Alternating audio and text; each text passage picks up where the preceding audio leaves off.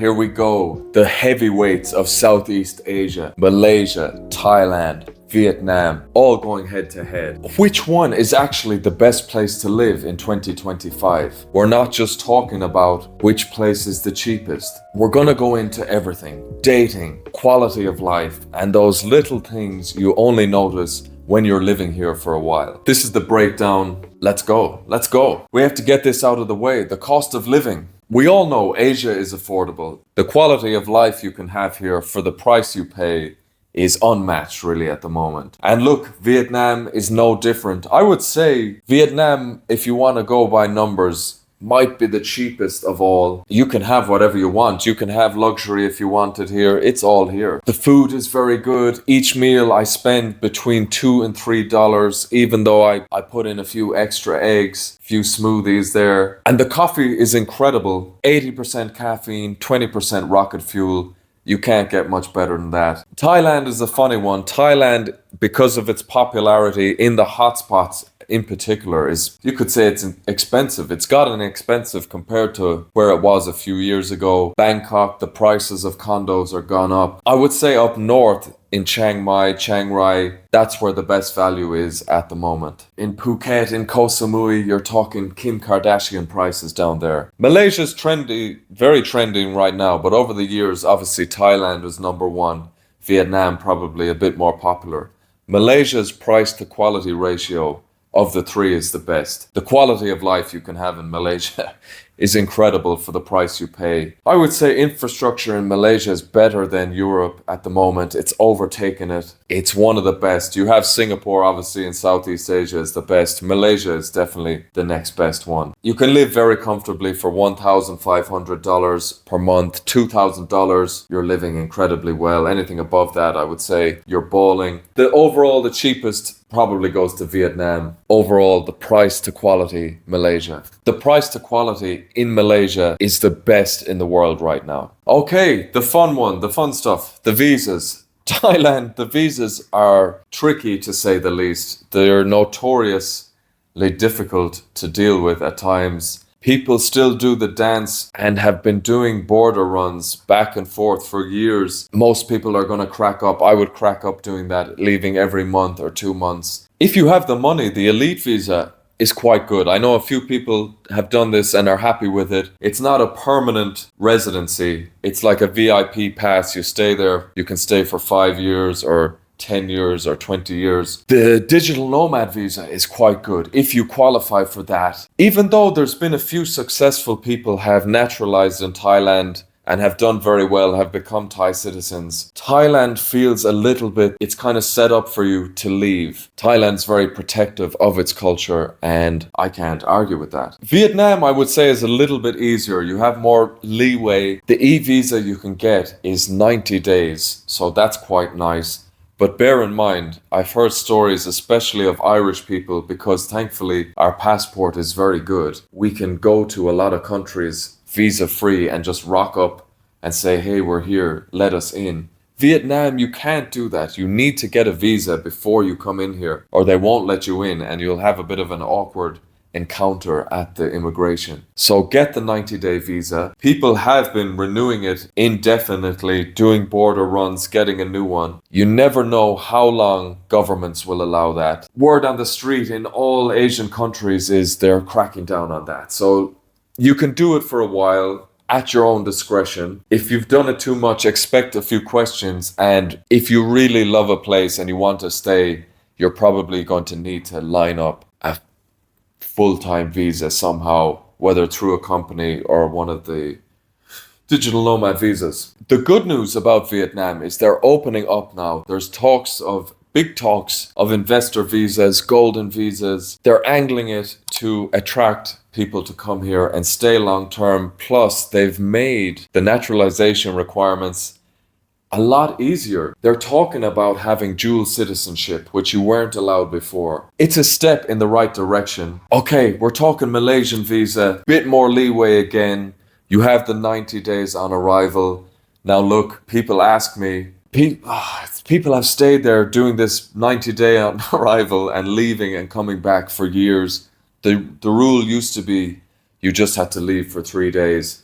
I don't think that applies anymore. As we said, it's getting stricter everywhere. The other rule was that you could stay about 180 days per year and then you would start to get questions. These unofficial rules are at the discretion of the immigration officer you meet on the day. If they don't like you or they're having a bad day, they don't have to let you in. So that's never a guarantee. And I would be looking for another way to get a more steady visa than that. In Asia, the good thing is that if you want to get something done, there's usually a way to do it with a bit of perseverance and a bit of tact. Having said that, Malaysia has one of the best residency programs, the MM2H. The digital nomad visa is quite good and the requirements for that aren't too sticky. So a lot of people could look at that. Look, it's tough to give a winner to this. Visas are just tricky. They're a balancing act.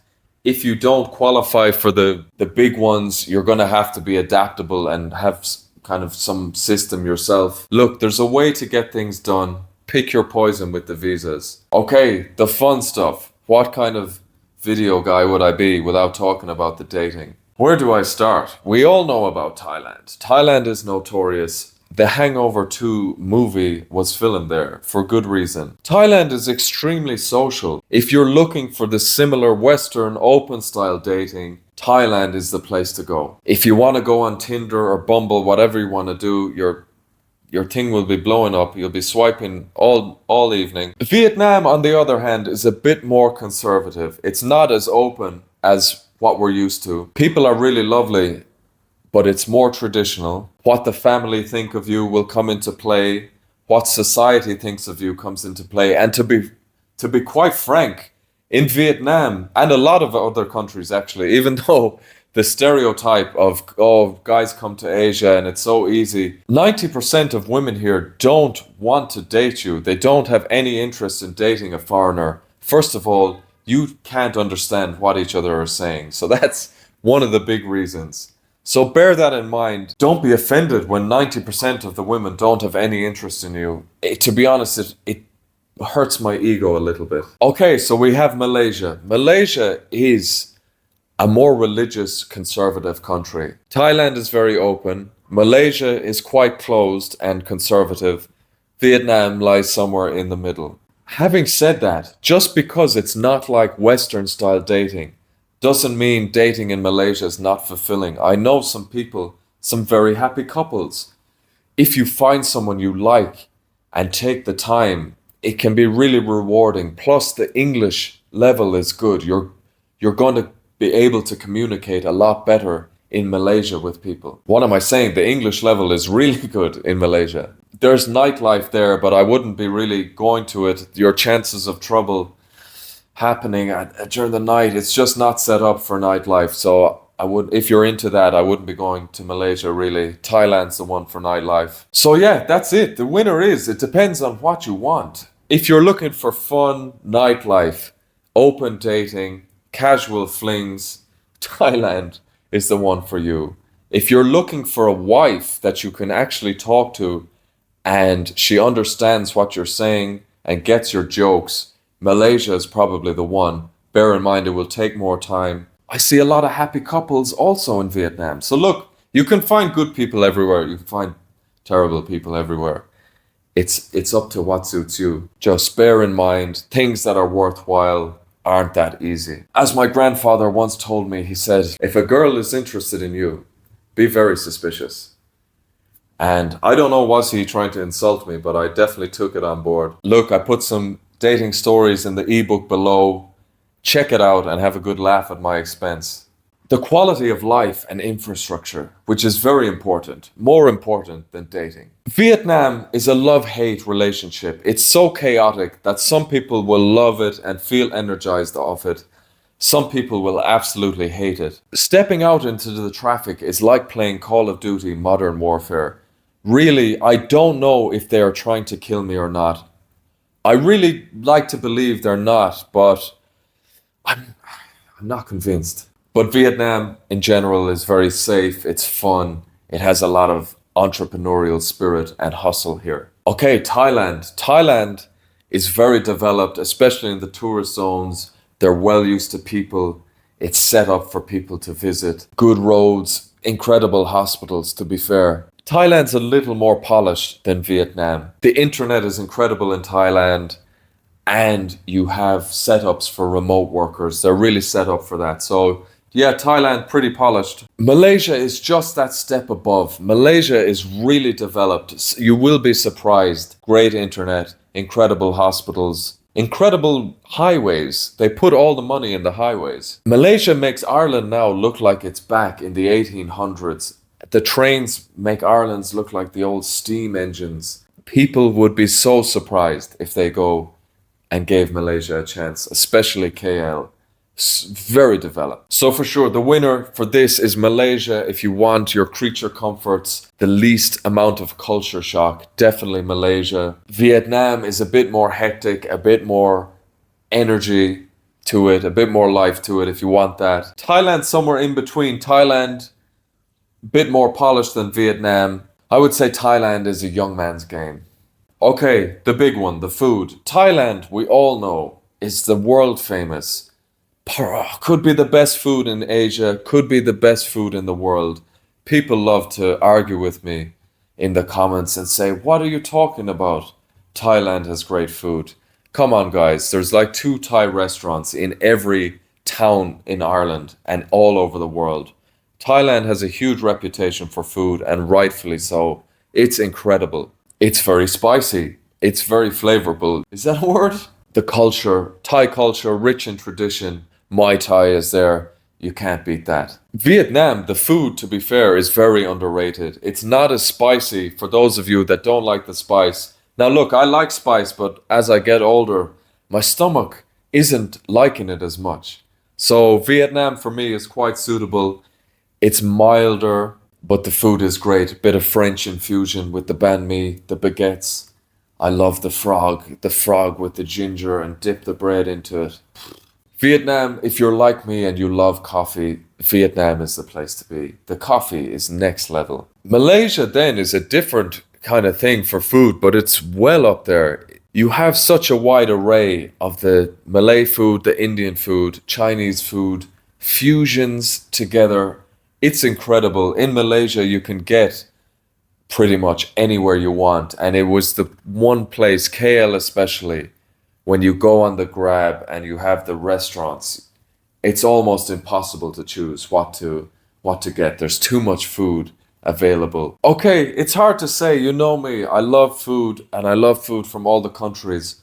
Thailand, on reputation alone, you're gonna have to give it some credit with the curries, the pad thai, of course, and the grapao, the chicken and the beef with basil. That's probably one of my favorite dishes. Malaysia, for the diversity of food, and I have a special place in my heart for Indian food, having spent time on the beaches of Goa in my young glory days.